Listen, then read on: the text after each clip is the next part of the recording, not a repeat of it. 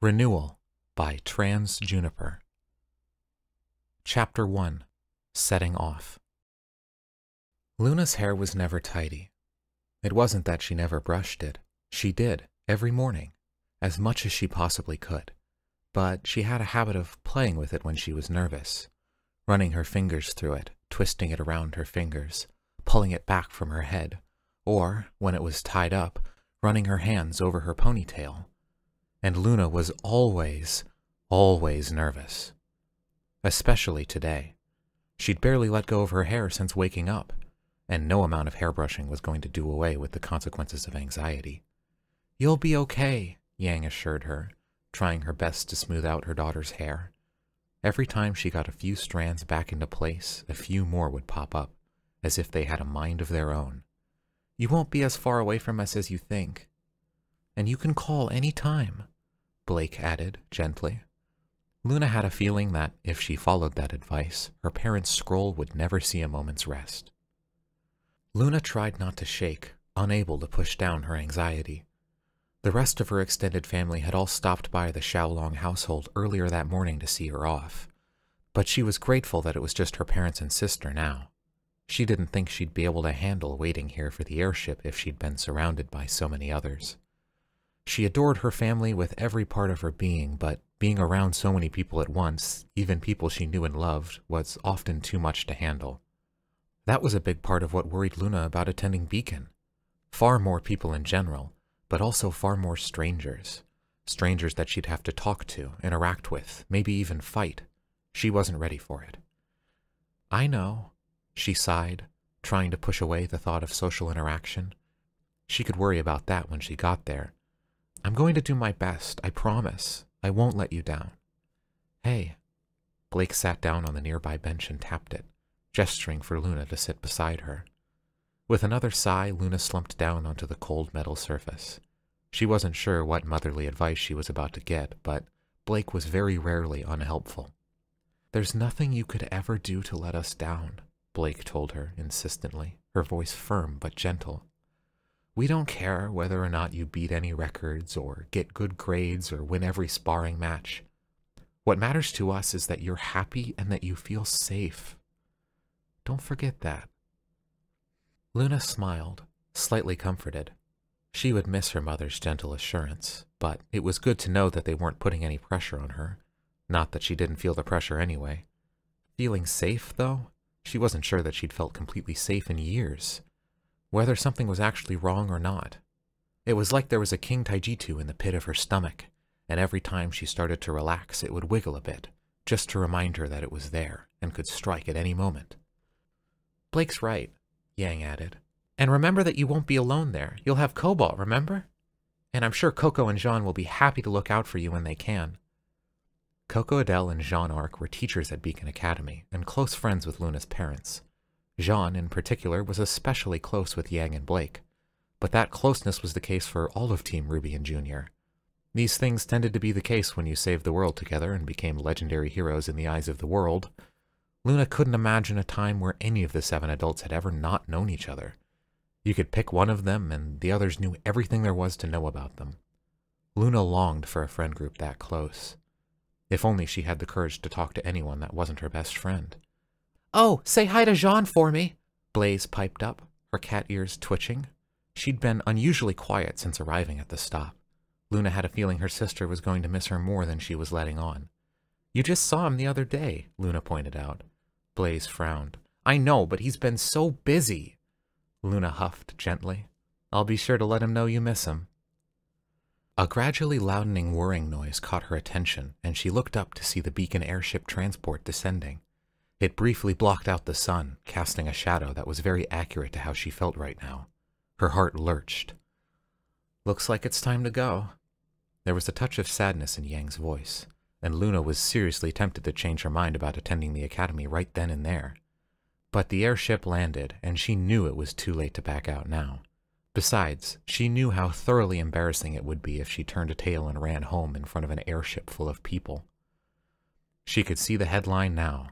Daughter of the legendary Blake and Yang Xiaolong, too cowardly to attend Beacon Academy like her parents before her. Shameful.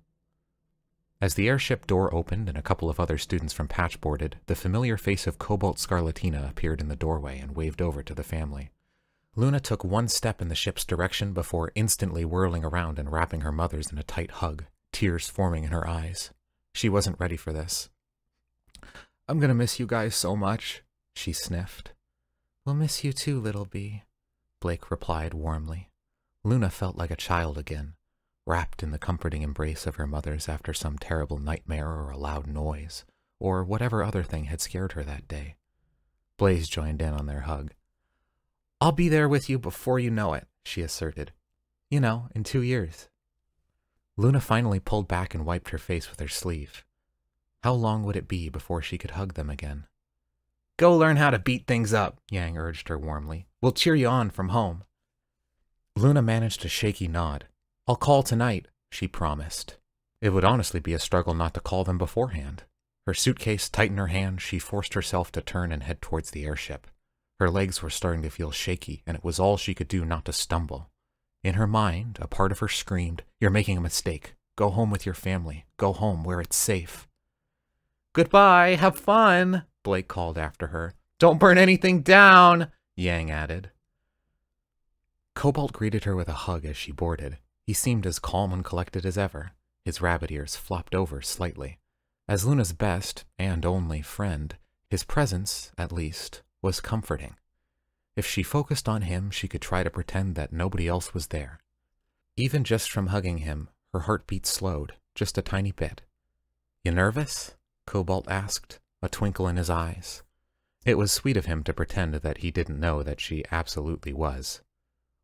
Luna stared out the window at her family as the airship door closed again.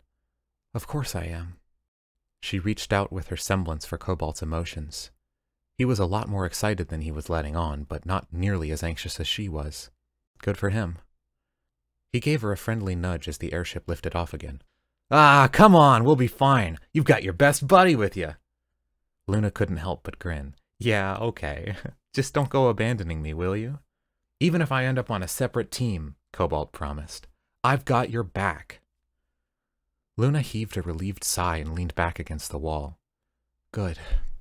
Please let him be my partner," she begged the gods inwardly. Not that they'd ever been much help in the past. She didn't know what she'd do without Cobalt by her side. He'd been her only friend at Signal, the only person happy to go along with anything, even if it just meant sitting quietly in a library without exchanging a word. If he didn't end up her partner, or at least on the same team as her, she didn't know what she'd do. "Hey, think of it this way," Cobalt pointed out. "This time tomorrow will be official huntsman in training, and it'll only be a matter of time before we're out there helping people and beating Grim into smoke." He punched the air lightly. "Maybe even catching criminals, or getting cats out of trees." Luna smiled. That, at least, she was looking forward to. Not getting cats out of trees specifically, but actually getting out there. Letting herself loose, getting caught up in the battle and not having to worry about other people. She was good at fighting. She was at least confident in that much. With luck on her side, she'd make it through the year. One thing was for sure. Fighting monsters was a lot harder than fighting her own worries. Lily wasn't nervous. Not scared or worried or anxious or any other synonym. But she still wasn't looking forward to the journey she was about to embark on. Not in the slightest. She would rather walk through the vacuum desert with half a bottle of sandy water than be walking down this street. And yet, here she was, on her way to Beacon Academy, dragging her suitcase behind her with her hood over her head in an attempt to stay unnoticed. Her conversation with her mother from that morning was still fresh in her mind. "You don't have to do this," Emerald had told her, "not if it's not what you want." "I do have to," Lily had insisted. "Whether or not I want to doesn't matter. People are never going to stop treating us like criminals if I don't." The dirty looks, the sneers, the general nasty attitude from society. It would all end if she could do good as a huntress and prove that she and her mother were good people, worthy of respect. If she could make her mother believe that she herself was worthy of respect. Emerald had looked tired, that same old look of endless guilt spreading across her face. "You're not responsible for what I've done. I should be the one making things better." "But you won't," Lily had wanted to reply, though she'd held herself back. Her mother had spent years beating herself up over past mistakes, but her pride still got in the way of asking anyone for help. Certainly not anyone from Teams Ruby or Junior, considering all they'd already done for her. Personally, Lily thought they hadn't done enough. So what if Emerald hadn't sought them out after they'd helped her avoid jail time? They should have known that she'd still need help, especially after Lily had been born. But no, nothing. Not so much as a scroll call. No popping in to check if maybe their former enemy suddenly had a newborn daughter that she could really use some help looking after. Given that single mothers who used to work for Remnant's greatest enemy were not on the Vale government's favorite people list. Instead, Lily had continued to insist that this was something she needed to do. Becoming a huntress, clearing the family name. She was going to fix everything. Emerald hadn't fought her on it. She'd pulled her daughter into a tight hug, telling her how proud of her she was and that she was welcome to come home any time. And as much as Lily appreciated it, she wasn't going to let herself cave. Of course she would have liked to stay with her mother. Of course she would have liked to accept the little comfort and security she got, instead of throwing herself into an academy filled with people who were sure to hate them both. But this was not a matter of choice. She could see Beacon clearly now, a vast and tall building of impressive structure. Tall towers pierced the sky, fresh grass grew over the courtyard, and hundreds of students were gathering for the first day of the year. It was hard to imagine that, just a couple of decades ago, it had been broken down into ruins, crawling with Grimm and the aftermath of a horrific battle. Lily tried not to think of the role her mother had played in said battle. It was never her fault, she insisted fiercely to herself.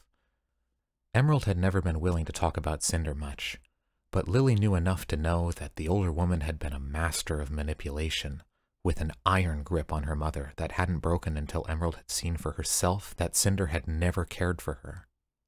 Lily's grip on her suitcase tightened just thinking about it, stormy thoughts gathering in her mind. She almost wished Cinder hadn't been killed in the final battle, so that she could do it herself. Had it not been for her, everything might have turned out okay. They might have had a nice house, maybe even a complete family. Maybe Lily would have even gained a few friends by now. But the past was the past. It couldn't be changed.